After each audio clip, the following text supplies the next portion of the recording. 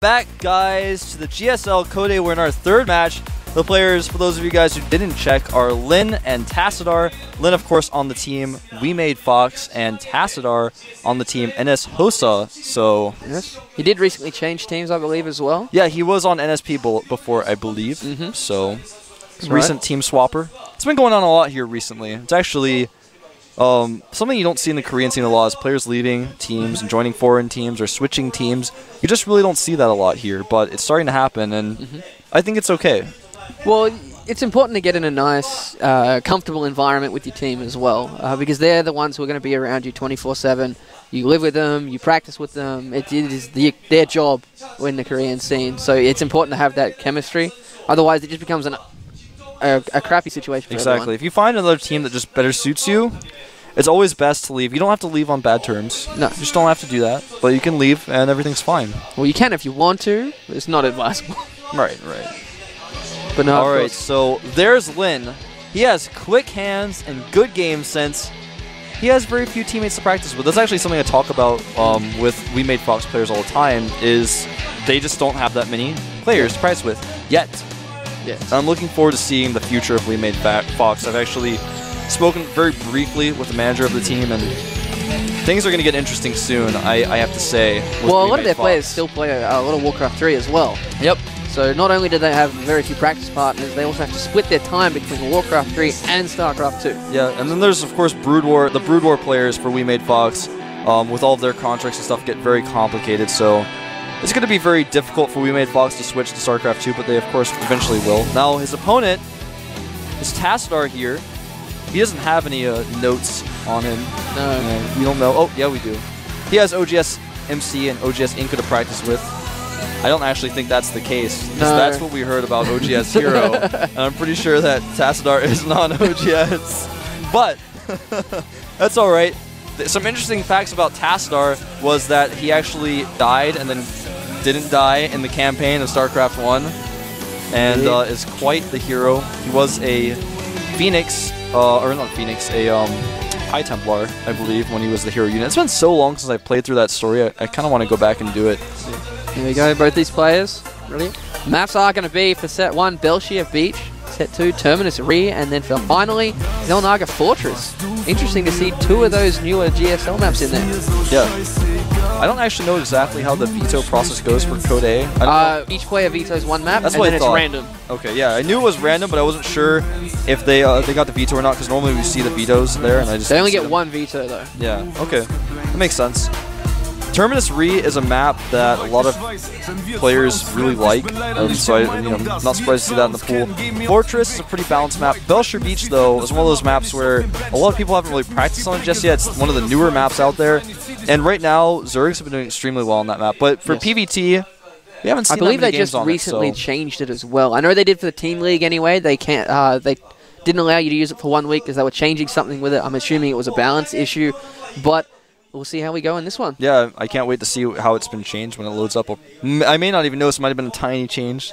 We'll find out here in a second because the map is loading. So it is going to be TVP. Yeah, TVP. Lin versus Tassadar. This is game 1 for those of you guys who are just tuning in. I am Wolf, and with me is Unstable. We're here at the GSL Code A. I'm no longer the lone wolf. I've got a lot of company with me now. Well, I was at the GOM house. I couldn't really not just sit there and let you do it all yourself. Yeah, I'm so glad you came down here to help me out. I really appreciate that. I appreciate the Gun Run and Torch for helping out as well. They helped out earlier today, so I wanted to and tomorrow, give them a shout out. Someone else very special is going to help you as well. That's true.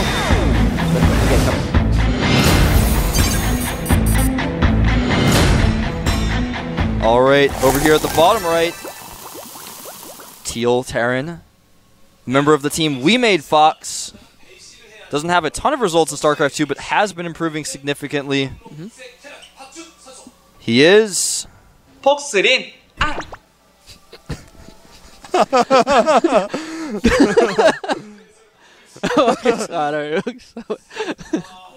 A very embarrassed Gisato over there.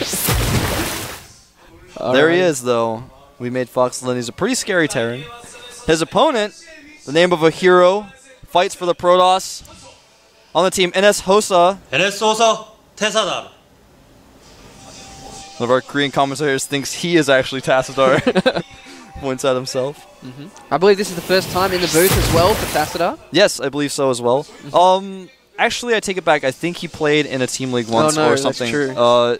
I actually wasn't able to follow that team league very much, the last team league, because I was traveling. So I don't know the exact matches, but I think he did play in the team league a few times. Absolutely. So these two guys matching up on Belshire Beach. We have not seen very many games at all. I think the only two recently I've seen were in the team league, and it was specifically used for a ZVP. Yeah. And that's just because right now Zergs have been dominating on this map. I mean, Nesty, I believe it was, lost his hatchery to a bunker and then still won in this map once. Yeah, but this is Nesty we're talking about. I know, that's true, but I mean, come on, unstable. So I actually don't see any glaring changes on this map right from the start. It looks like the ramps may have been moved a little bit, but I can't tell. It could quite possibly be the old one. That's also true. It's definitely a possibility. It could be the old map. What are the changes you see in these? Ooh. The Zelnaga watchtowers, they exist. I don't think there were Zelnaga watchtowers on this map before. And the middle of the map looks completely different, actually. There's wider spaces. Okay. We'll find out when we get home and look online and people are just telling us, no, we're wrong, or yes, we're right. No, yeah, the towers were never there before. I've actually never seen this tower before. Okay. It looks really cool, actually. So right now, for Tassadar, he has taken both gases. He actually got a Zealot. Sometimes you see players skip that Zealot, but he did decide to make it. And right now, for Lin back at home, he's doing a 2 barracks type of play, similar to what we see QXC do. Get the reactor up, get the tech lab. It's actually not just QXC does this build, it's actually one of the safest and most common TVP builds out there. It's just I see him practice it all the time. I follow up on it, watch him do it, and I say, oh, you could have done this better, you know? He says no. Yeah, QXC and I have some awesome arguments. You'll be seeing QXC a lot more soon, actually very soon. More details on that tomorrow. But either way, yeah. So we're starting off with 3 gateways here for Tassadar. I think most likely we're going to see that build I was talking about where you get the 3 gates, you pressure a little bit, and then expand. He did make he has sentries in production though, so he's going to be mostly making sentries. It's not going to be very aggressive. It's going to be more of a defensive 3-gate rather than an aggressive one. Stalkers, of course, lend themselves to being aggressive. This is a pretty scary force for Lin moving out though. Yeah, it does look a bit... It's weird because a lot of the times you see this map, everyone usually fast expands. That's true. Even though it's an extremely difficult map to fast expand on because the map is very wide, it has 3 entrances. Here we go. Looks like Lin's moving forward with his forces over here. He's actually got an SCV scouting around for some proxies by the looks of it. Down at the bottom of the map as well. Here we go. SCV moving forward. There's only 2 sentries and a Zealot down here. Stalker hitting up from the top. Nice force field. Catches 1 Marine off guard. He's going to get this Zealot though. Yeah, not the best control there by Tassadar. Could have easily saved that Zealot. He's actually not using the Stalker on the high ground. He had it there originally, but stopped using it for some reason. I think it was trying to attack the Marine and walked away around and try to get more in range. But again, he is going to come out on top in this fight, but lost a lot more units than he needed to. And now these Marines are just going to try to do what they can. They can't really retreat. They will be chased down. And will he kill this Stalker? Whoa! Getting a lot more units. And that wasn't even like good control by Lin. That was actually just Tassadar completely botching that defense. Well, you got to factor nerves into these guys as well. That's true. It looks like Tassadar's going to expand off of this. I think I noticed another change in this map. Again, I don't know this map as well as a lot of the pros do because it's not on the ladder and I don't practice on these maps as much. I've watched a lot of play on these maps when my team plays on them. But again, it's been very new for me. My team hasn't been here for that long. But it looks to me, right now, someone's going to pose me on Twitter and be like, you're completely wrong, Wolf. It looks to me like there are only 2 entrances to the natural now, and they're very different looking than they were before. There's no kind of backdoor rocks type of entrance that they had before. Oh, true. So, all right, again, a little engagement here. There are a lot of sentries. You may be able to trap these units. And like does that? trap a Marauder. Nice. This is actually looking really scary for Lin because there's a probe here. He's going to make a pylon in that water. Does have a bunker going down in its natural though, just to be prepared for this. It does take a little bit too... It's going to be a little bit too slow, I think, as Tassadar is moving forward. He's got a lot of sentries, only 1 Zealot here. Going to be very careful with his force fields. There goes the Guardian Shield. There's the force field. Nicely done. Going to pick off that Marauder. He's actually focusing down that Marauder by the looks of it. Good choice. Needs to get that SCV building the bunker. There we go. Does biding his time. A lot of those units, picks them off. The bunker taking a lot of hits as well. And up goes Guardian Shield, and I don't know if Lin can actually hold this. Now remember, back at home, Tassadar already has a Nexus up. And he may actually just target down this command center, force the units to come out to try to defend. We've got a couple of Marauders on the high ground here as well, trying to save that command center. But Tassadar's already done what he came here to do. He wants to get rid of that expansion. Yeah, I don't think he's going to try to push in because, of course, there is that high ground to defend. He is making another pylon, though. He may try to end the game. He has transferred his probes to the natural. There's an SCV watching on. And this command center has actually landed, trying to maybe help wall off here. Nice little force field. Those units can't get out. There we go. He's actually making that into an orbital as well. He's getting a lot of fire from the high ground there.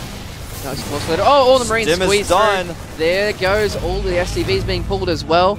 But the longer that Tassadar can keep him in here, the better off he'll be. Exactly. I mean, he's 10 supply up, but that's the significant thing really is that he's not mining from that command center. His orbital is just now done. That command center is actually very low on hit points as well. Back at home, he has added a robotics facility. Remember, he has that Nexus up and running. He's mining from it. And Lin looks like he is just going to move his command center further away to make sure it doesn't get taken out.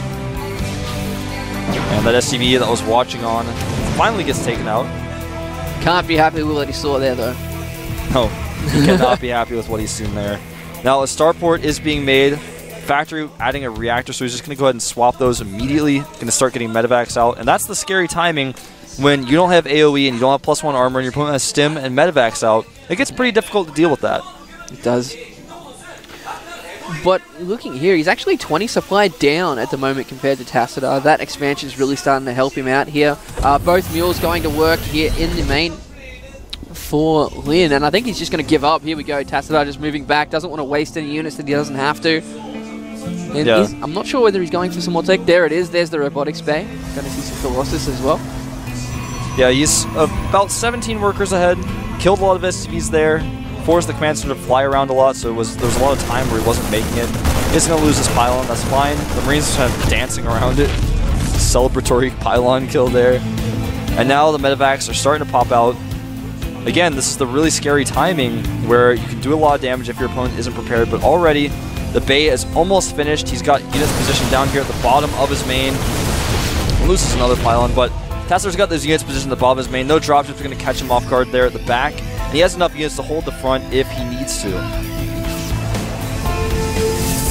Looks like both these guys are just going to sit back in a macro mode here for a while. We do have extended thermal lance on the way, being chrono boosted here, as well as a first Colossus. The Observer comes through the middle of the map, spots the army of Lin, and he's going to come into the main actually and see exactly what's going on. Still sitting comfortably at 20 supply ahead here for Tassadar, though, so he's got to be feeling pretty safe.